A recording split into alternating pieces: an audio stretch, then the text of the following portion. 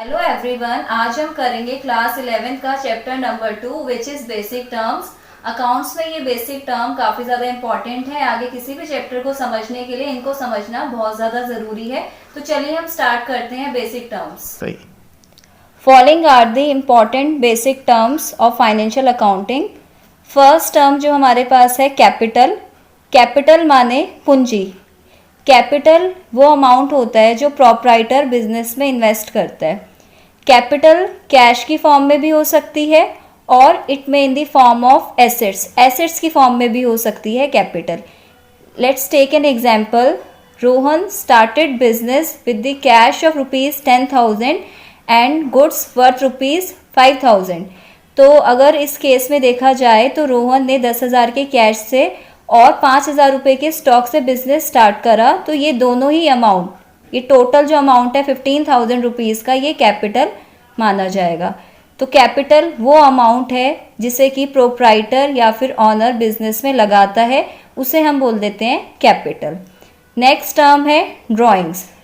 Drawings की बात की जाए तो ड्राइंग्स का जो मीनिंग होता है, ड्राइंग्स में जो प्रोप्राइटर है, जो ऑनर है, पर्सनल यूज़ के लिए विड्रॉ करता है अमाउंट ऑफ मनी और मे बी इट्स गुड्स।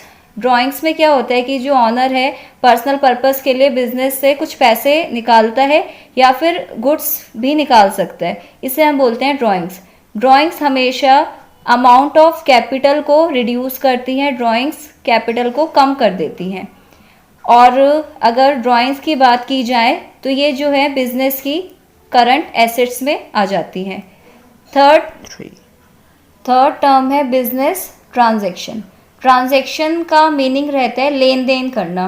किसी भी बिजनेस में लेन देन होते ही हैं और जो बिजनेस है, बिजनेस एक इकोनॉमिक एक्टिविटी है और हम बोल सकते हैं business transaction is an economic event which brings change in financial position of the business.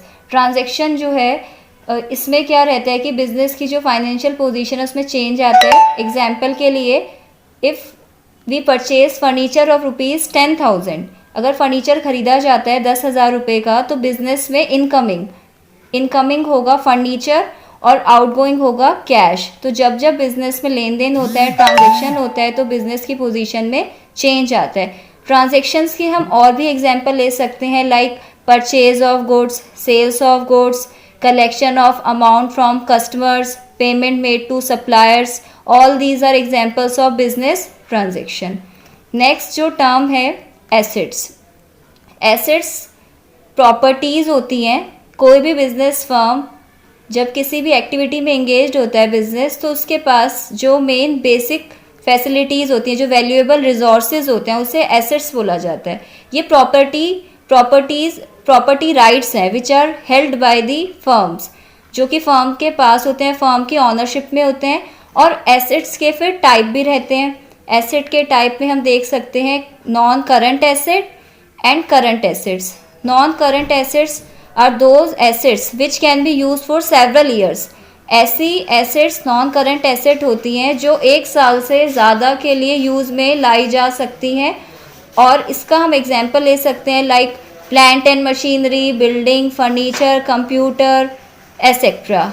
On the other hand, current assets are those assets which can be converted into cash within a year और either in cash, या फिर already cash में ही होती हैं, वो current asset रहती हैं। Current asset के example debtors, bills receivable, etcetera etcetera.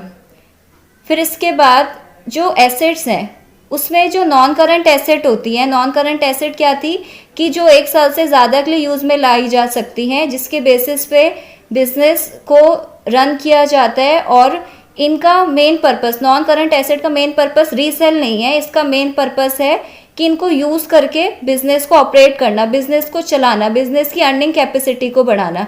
तो जो नॉन करंट एसेट रहती हैं इसमें और भी टाइप आ जाते हैं, जैसे टेंजिबल एसेट्स, इनटेंजिबल एसेट्स। तो टेंजिबल एसेट्स क्या रहती हैं? Tangible assets are those assets which can be seen और टच्ड। टेंजिबल एसेट्स वो एसेट्स होती हैं जिनको देखा जा सकता है, छुआ जा सकता है, वो है tangible assets, like building, plant and machinery, computer, furniture, etcetera. और वैसे ही नॉन करंट में इंटेंजिबल एसेट्स हैं। इंटेंजिबल एसेट्स वो रहती हैं विच कांट बी सीन और टच, जिनको देखा नहीं जा सकता, छुआ नहीं जा सकता, वो है हमारी इंटेंजिबल एसेट्स। इंटेंजिबल एसेट्स के जो एग्जांपल रहते हैं पेटेंट्स, गुडविल, ट्रेडमार्क्स, ये एग्जांपल्स हैं इंटेंजिबल एसेट्स के। फिर इसके बाद हमारा जो मेन टर्म है, नेक्स्ट टर्म है liabilities. Liabilities means amount owed by the business. ये वो अमाउंट है जिसे बिजनेस मार्केट से उधार लेता है। सिंपल लैंग्वेज में लायबिलिटीज़ का मीनिंग होता है उधार लेना, ऑब्लिगेशन।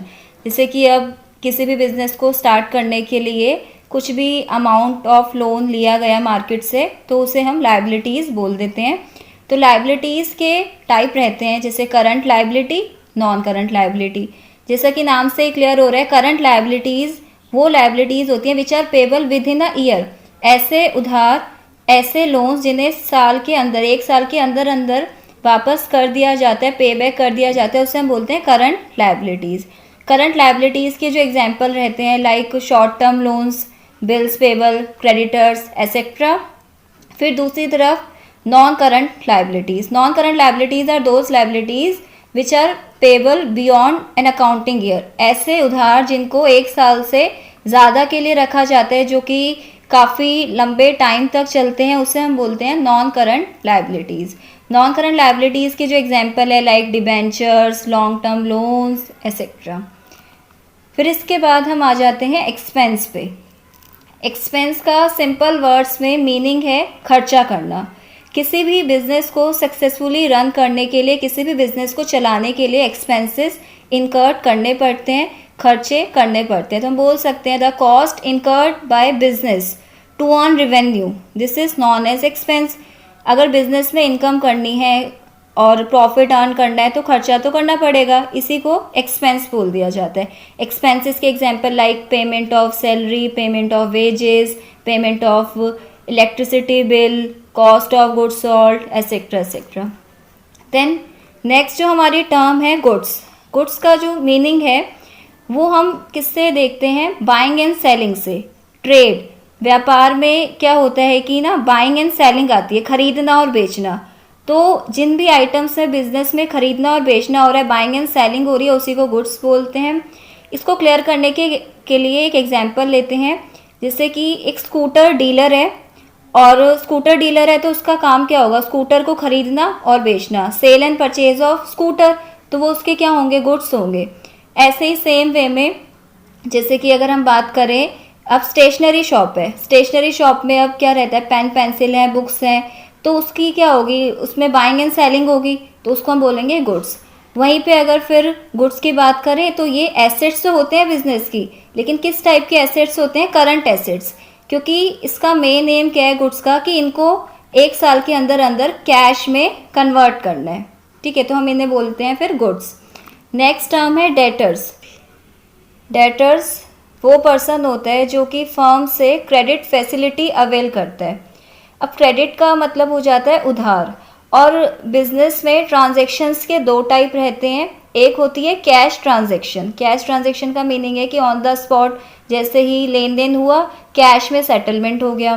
फिर दूसरी तरफ आती है क्रेडिट ट्रांजैक्शन। क्रेडिट मीन्स कि अभी कोई इसमें कैश का इन्वॉल्वमेंट नहीं हुआ, अभी ट्रांजैक्शन जो है वो अभी सिर्फ हुई है, लेकिन अभी इसमें कैश का रिसिप्ट या पेमेंट नहीं हुई है। तो डेटर्स का मतलब क्या रहता है, ये वो पर्सन है जो फर्म से क्रेडिट फैसिलिटी रिसीव कर रहे हैं। अब फर्म अगर गुड्स बेचेगी उधार पर, on credit firm goods sell करती है, तो जो पर्सन गुड्स को परचेज करेगा उसे हम बोल देते हैं डेटर। अभी इसने पेमेंट नहीं करी है, अभी इसने सिर्फ गुड्स को परचेज किया है। तो जो डेटर्स होते हैं वो फर्म की क्या रहती है, एसेट होती है। एसेट का मतलब हम ये भी देख सकते हैं कि जहाँ पे फर्म का राइट आ जाए। अब क्योंकि फर्म को पैसे लेने हैं, तो जिस पर्सन से पैसे लेने हैं हम बोल सकते हैं कि ये डेटर है। ठीक है, तो डेटर करंट एसेट्स में आ जाता है। नेक्स्ट टर्म है क्रेडिटर्स। क्रेडिटर्स जो है डेटर का अपोजिट है। क्रेडिटर वो पर्सन है जो फर्म को गुड्स सप्लाई करता है ऑन क्रेडिट। वो पर्सन जो फर्म को उधार पर गुड्स बेचता है उसे हम बोलते हैं क्रेडिटर। जैसे एग्जाम्पल के लिए, ए सॉल्ड गुड्स टू बी। ए ने गुड्स बेचे बी को।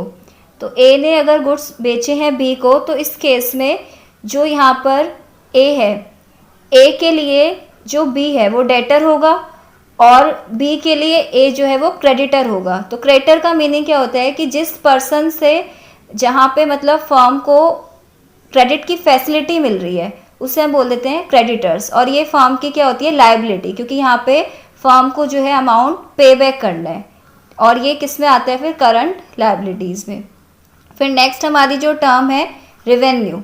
रेवेन्यू का मीनिंग होता है कि बिजनेस में जितनी भी ट्रांजैक्शंस होती हैं उनमें फिर एक कंसेप्ट आता है रिसिप्ट्स का, मॉनेटरी रिसिप्ट्स, कि अब जैसे कोई भी खर्चा हुआ, कोई भी एक्सपेंस हुआ, गुड्स परचेज करे तो उसी के कॉरस्पॉन्ड क्या होता है, जैसे सेल्स हो रही है, सेल्स होगी, गुड्स को बेचा, बेच के पैसे आएंगे, तो इसी को बोलते हैं रिवेन्यू। तो हम बोल सकते हैं revenue is outcome of expense, खर्चे करेंगे उसी के कॉरस्पॉन्ड जो है जो मॉनेटरी रिसिप्ट्स होती हैं उसी को रेवेन्यू बोल दिया जाता है। ये बिजनेस की इनकम है। और एक और हमारे पास फॉर्मूला होता है कि जो रेवेन्यू है, रेवेन्यू हम कैसे कैलकुलेट करते हैं, कॉस्ट प्लस एक्सपेंस। खर्चों, जो हमारे खर्चे हैं, कॉस्ट, रेवेन्यू जो है वो इक्वल होता है एक्सपेंस प्लस प्रॉफिट। खर्चे और प्रॉफिट का टोटल हम बोल सकते हैं रेवेन्यू। फिर अब इसके बाद ये जो बेसिक टर्म्स है ये कंप्लीट हो गई हैं। Please like, share and subscribe my channel.